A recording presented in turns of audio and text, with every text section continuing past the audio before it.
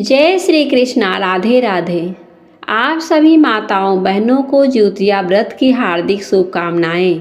आज माताएं और बहनें अपनी संतान के दीर्घायु के लिए जीवित पुत्रिका यानी जितिया व्रत रखती हैं और भगवान जितवाहन की विधि विधान से पूजा करके व्रत संकल्प लेती हैं। हर साल अश्विन मास में कृष्ण पक्ष की 7वीं वृद्धा अष्टमी तिथि में इस व्रत को रखा जाता है, जिसमें भगवान जितवाहन की पूजा होती है और व्रत कथा का पाठ किया जाता है। मान्यता है कि इस कथा का पाठ करने से आपकी संतान की आयु दीर्घायु होती है और साथ ही उनके जीवन में राजा के समान सुखों की प्राप्ति होती है। ज्योतिया व्रत का विशेष महत्व इस प्रकार है। ज्योतिया व्रत का विशेष महत्व बताया जाता है। इस व्रत को रखने वाली महिलाएं अपनी संतान की दीर्घायु, स्वास्थ्य और समृद्धि के लिए भगवान से विनती करती हैं।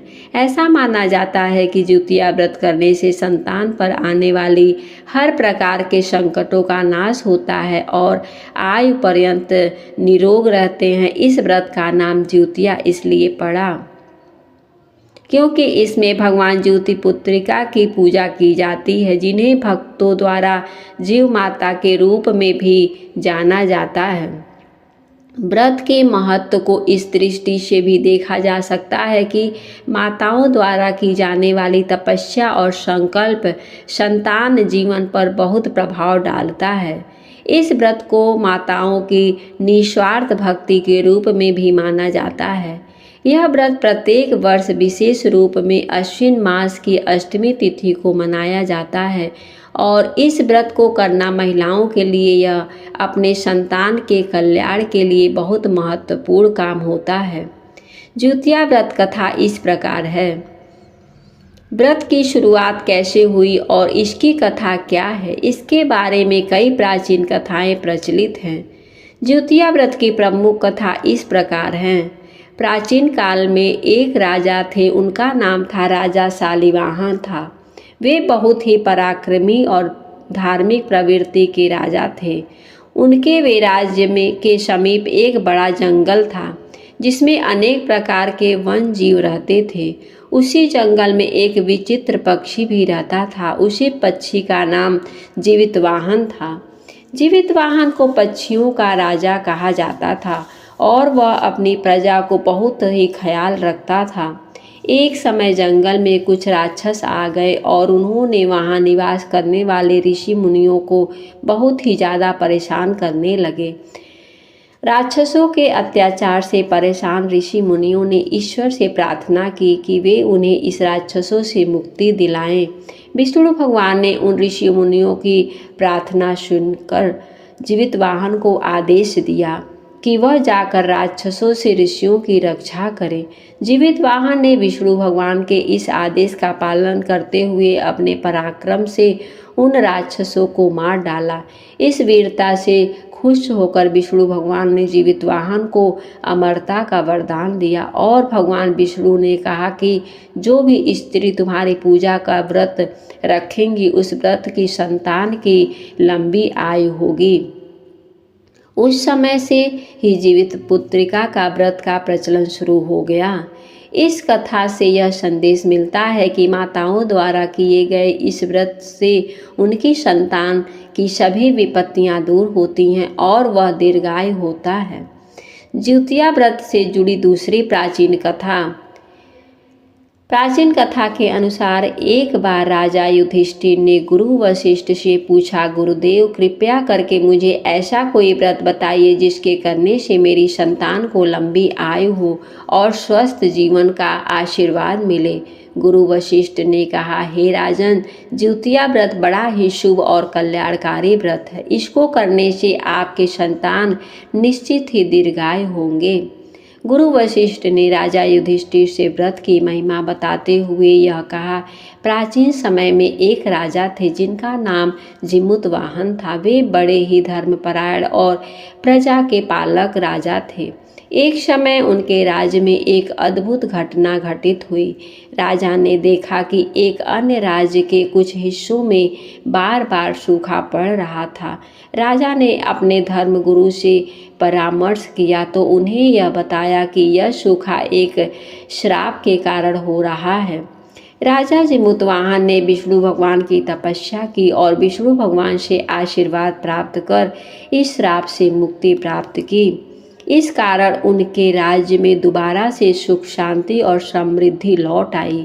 राजा जिमुतवाहन के तपस्या से प्रेरित होकर राजा की स्त्रियों ने राज्य की पूजा राजा जितवाहन की तपस्या से प्रेरित होकर राज्य की स्त्रियों ने राजा की पूजा करने का निश्चय किया और तभी से जिउतिया व्रत का प्रचलन शुरू हुआ।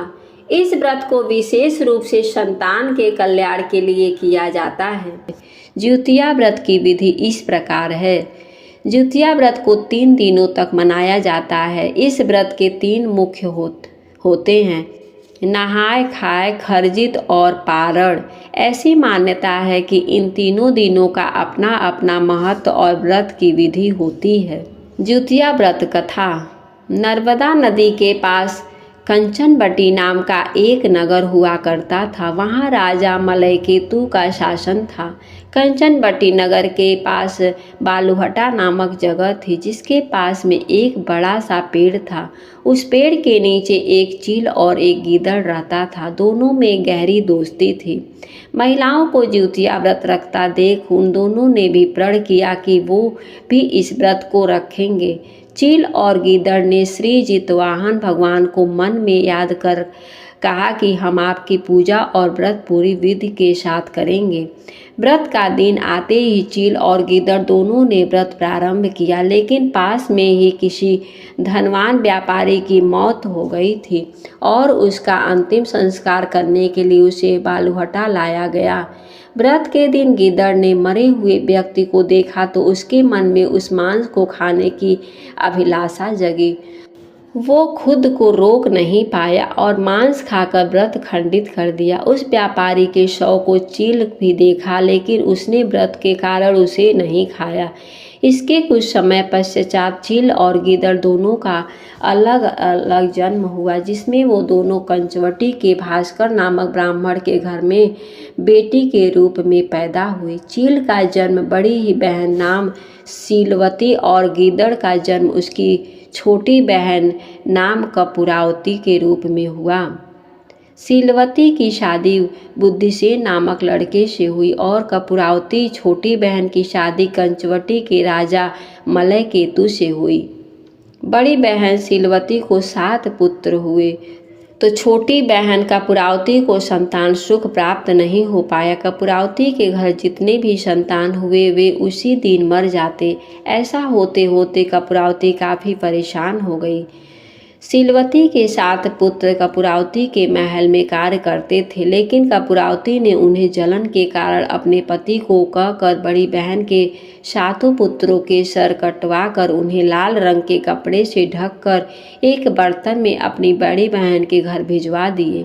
भगवान जितवाहन ये सारी प्रक्रिया देख रहे थे। उन्होंने रास्ते में ही 7 भाइयों के सिर को धड़ से जोड़ा और अमृत पिलाकर जिंदा कर दिया और बर्तन में भगवान जितवाहन ने फल भर दिए। उधर कपूरावती अपनी दीदी के घर से शोक समाचार मिलने का इंतजार कर रही थी। जब संदेश नहीं आया तो खुद ही सीलवती के घर चली गई। वहाँ अपनी दीदी के सारे बेटों को जिंदा देखकर हैरान रह गई।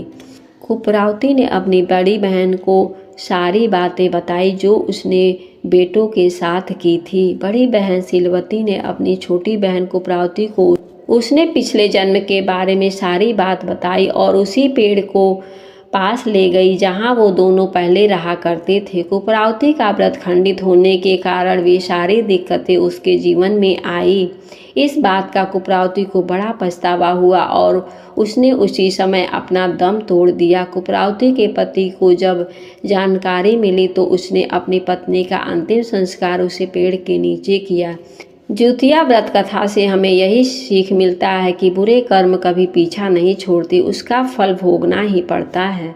प्रिय श्रोताओं, यह थी आज की कहानी। जो जैसा करता है उसको वैसा ही फल मिलता है। जिउतिया व्रत के दिन जो श्रद्धा के साथ इस कथा को सुनता है और अपनी मनोकामना के लिए जितवाहन बाबा से प्रार्थना करता है, उसकी हर मनोकामना जितवाहन बाबा अवश्य पूर्ण करते हैं। सभी प्रेम से बोलिए जितवाहन बाबा की जय।